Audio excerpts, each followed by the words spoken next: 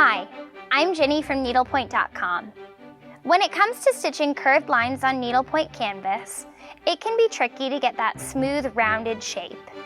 That's why we love the couching stitch. It couldn't be easier. When you're couching, you will need two different threads, a laid thread and a couching thread. Your laid thread will need to be thicker. We like using a Krynic 16 braid or a Krynic 12 braid to fully cover the line painted on the canvas. For your couching or tacking thread, try using a single ply of floss.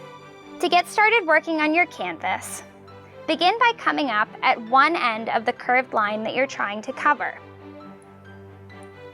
Anchor your laid thread in the canvas and begin tacking it down using that couching thread. You'll want to place your tacking stitches every 2 to 3 canvas threads apart, and wherever possible, come up and go down in the same hole. That'll make your tacking stitches as imperceptible as possible.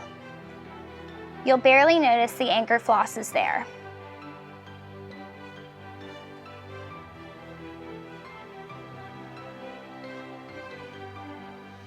Take a look at these stitched examples to see what couching looks like on a canvas itself.